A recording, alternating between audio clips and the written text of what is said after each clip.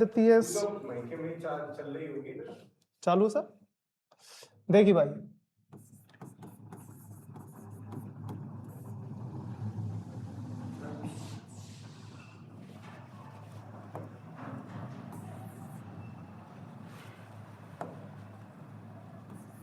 संख्या पद्धति अंग्रेजी में इसे नंबर सिस्टम बोलते हैं।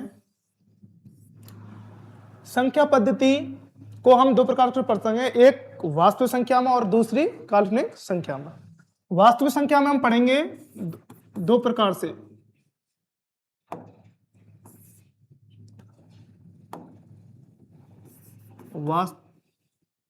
वास्तविक संख्या,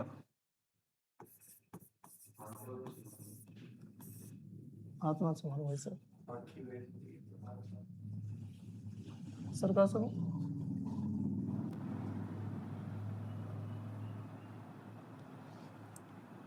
वास्तविक संख्या और इधर होती है काल्पनिक संख्या।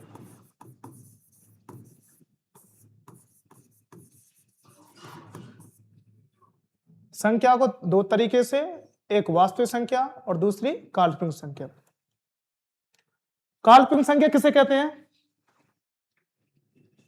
वे संख्याएं जिनका मान, वे संख्याएं जिनका मान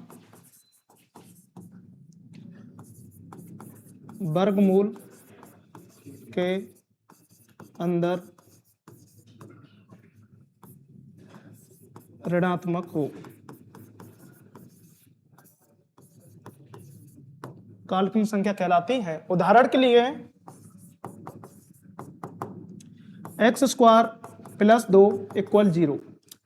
यदि मैं x² + 2 को उधर भेजते हैं तो +2 उधर जाकर -2, मुझे उठाना है वर्ग, तो दोनों तरफ क्या लेते हैं? वर्गमूल।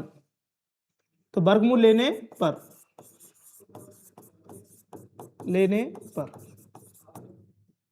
इधर x² पर वर्गमूल, उधर -2 पर वर्गमूल। वर्गमूल से वर्ग कट गया तो x बराबर √-2, जो कि वर्गमूल के अंदर संख्या आई है माइनस की, यह संख्या है क्या? काल्पनिक संख्या। यदि इस संख्या को मैं रूट से बाहर निकालता हूं माइनस की को, तो मुझे एक सहायता लेनी पड़ेगी, किसकी? आयोटा की, जो कि हम जानते हैं कि आयोटा बराबर होता है √-1, तब जाके ये संख्या बाहर निकलेगी। ओके, इधर हम बात करते हैं किसकी? वास्तविक संख्या की। तो देखिए, वास्तविक संख्या को हम हमेशा दो प्रकार से पढ़ते हैं। दो प्रकार में, एक होती है परमेय संख्या, दूसरी होती है अपरमेय संख्या।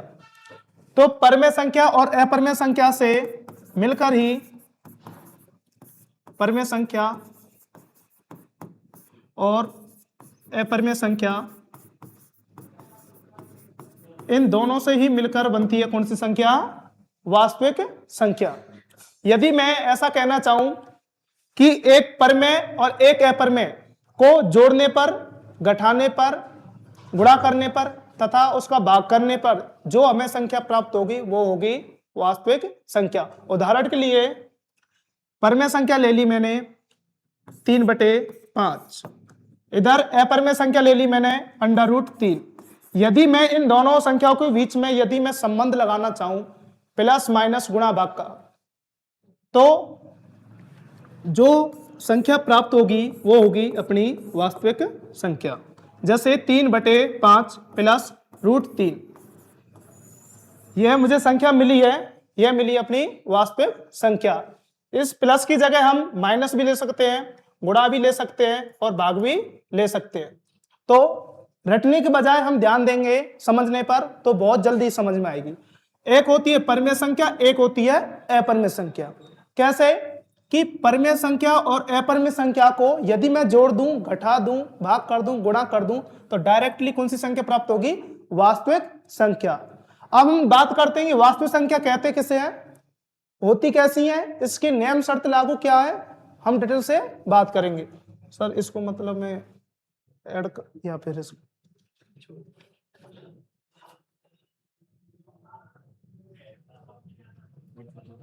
उधर सरकार कर दूंगा।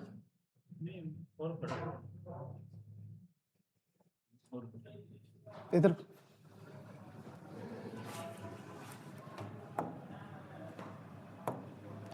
देखिए, इधर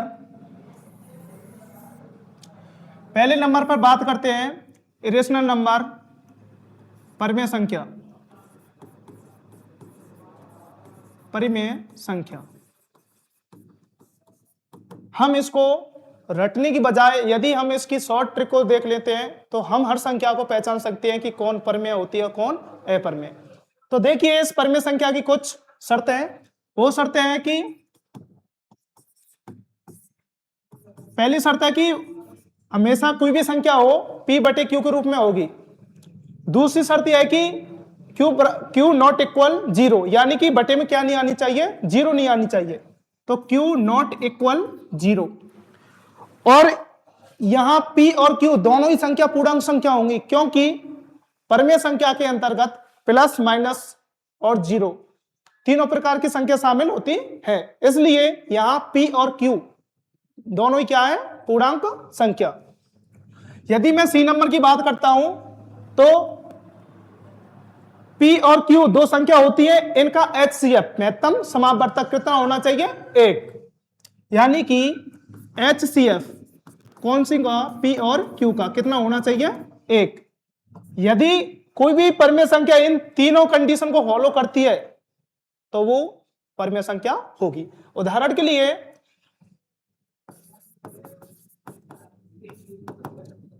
मैंने ले ली 3/7। यदि मैं 3/7 को परिमेय संख्या की शर्त के अनुसार चेक करता हूं तो देखने पर पता चलता है कि पहली कंडीशन इसने फॉलो कर ली है, दूसरी भी फॉलो कर ली है, लेकिन यहां तीसरी की बात करते हैं कि 3 और 7 क्या दोनों का ही HCF क्या 1 है क्या। यदि मैं इनके गुणनखंड करके देखता हूं कि 3 और 7 के, तो 3 गुणा 1 और 7 गुणा 1, यानी कि 3 बराबर 3 गुणा 1 और 7 बराबर 7 गुणा 1। यहां HCF में हमेशा क्या लेते हैं, जोड़े। तो HCF में इन दोनों संख्याओं के में से क्या निकल रहा है, 1, और जो कि तीसरी शर्त को क्या कर रहा है, फॉलो। तो यह 3/7 कैसी संख्या हो गई, परिमेय संख्या। ना होने की कारण क्या होता है कि यदि ये दो संख्या को तो फॉलो कर लेगी, पर लेकिन क्या है कि तीसरी संख्या को क्या नहीं कर पाएगी, फॉलो। उदाहरण के लिए हम देखते हैं इधर ही, जैसे 6/9, इसको देखने पर लगता है कि परिमेय संख्या है, लेकिन नहीं है।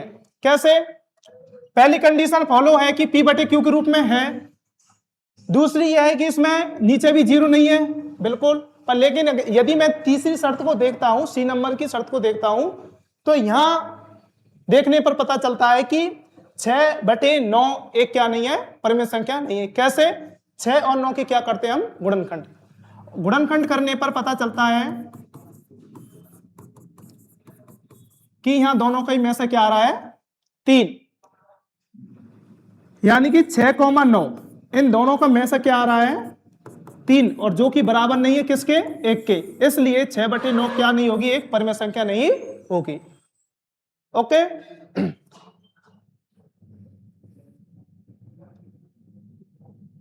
क्यों सेम नहीं हो सकता सर, सेम नहीं हो गया।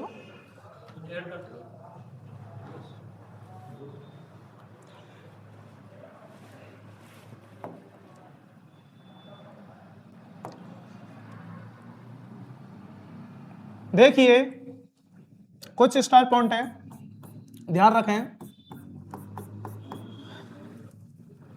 कभी कभी बात आती है कि क्या शून्य भी एक परिमेय संख्या होती है कि नहीं।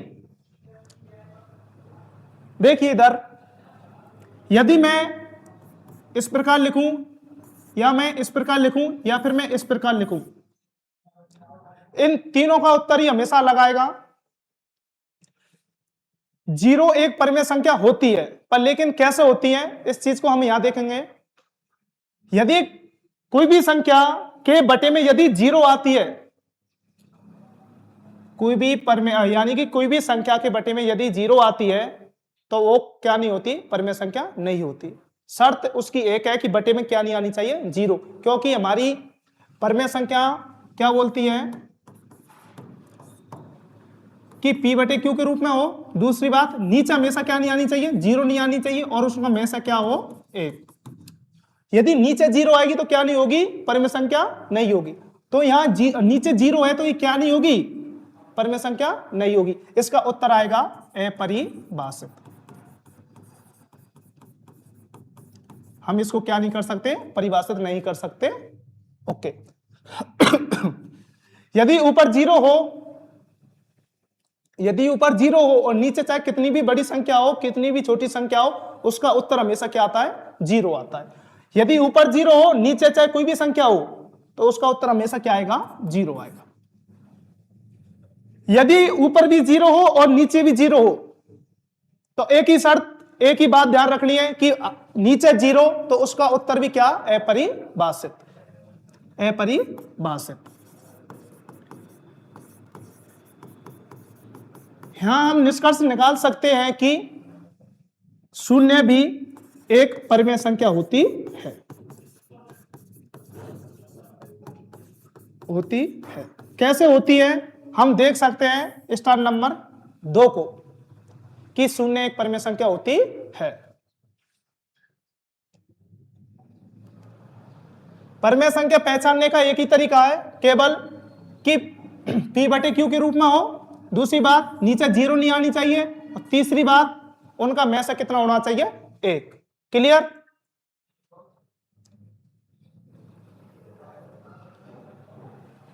क्यों गुरुदेवी फिर तो ये पूर्व मिटा है सामने।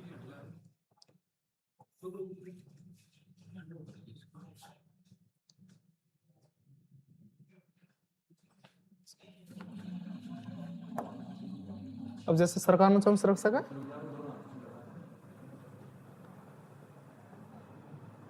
ठीक, एक मिनट।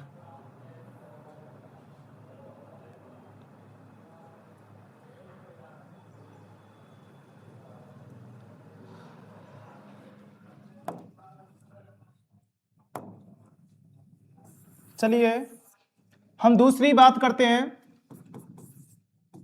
यानी कि अपरिमेय संख्या। अपरिमेय संख्या हम इसको रटने की बजाय यदि हम समझते हैं तो बहुत अच्छा रहेगा। कैसे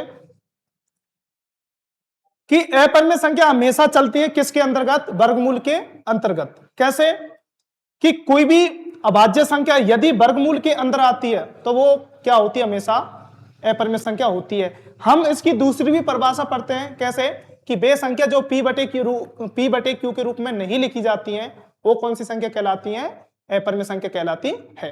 देखिए कि P बटे Q के रूप में नहीं लिखी जाती, नहीं लिखी जाती। ओके। यदि इसकी दूसरी डेफिनेशन की बात करता हूं मैं, कोई भी अभाज्य संख्या हो, यदि मैं अभाज्य संख्या को वर्गमूल के अंदर रख देता हूं, जो मुझे संख्या प्राप्त होगी वो हमेशा होगी कौन सी, अपरिमेय संख्या, अपरिमेय संख्या। उदाहरण के लिए यदि मैं बात करूं, यदि मैं बात करूं 2 की, तो 2 एक अभाज्य संख्या होती है। 3 की बात करूं अभाज्य संख्या होती है। 5 की बात करूं 5 भी अभाज्य संख्या होती है। तो किसी भी संख्या को हम रखते हैं किसके अंतर्गत, वर्गमूल के अंतर्गत। मैंने माना कि 5 रख लिया। अब जो संख्या प्राप्ति है ये हुई है √5। √5 एक कौन सी संख्या है, एक अपरिमेय संख्या। तो वे संख्या जो P बटे के रूप में नहीं लिखी जाती और अभाज्य संख्याओं को वर्गमूल के अंदर रखने पर जो संख्या प्राप्त होती है वे संख्या कहलाती है कौन सी? अपरिमेय संख्या। क्लियर? और उदाहरण के लिए और भी लिख सकते हैं, जैसे √2, √3 और √5 हो गया, √7, √11, √13, √17, √19, √23, √29। ध्यान रखें 1 से 30 तक के बीच 10 अपरिमेय संख्या होती हैं या अभाज्य संख्या होती हैं, इस चीज को ध्यान रखें। और 1 से 100 तक के बीच में टोटल 25 अभाज्य संख्या होती हैं। 1 से 100 तक के बीच में टोटल 25 अभाज्य संख्या होती हैं। यदि मैं अभाज्य संख्या उनके ऊपर वर्गमूल का चिन्ह लगा दूं तो वे ऑटोमेटिक कौन सी संख्या बन जाएंगी? अपनी अपरिमेय संख्या। क्लियर?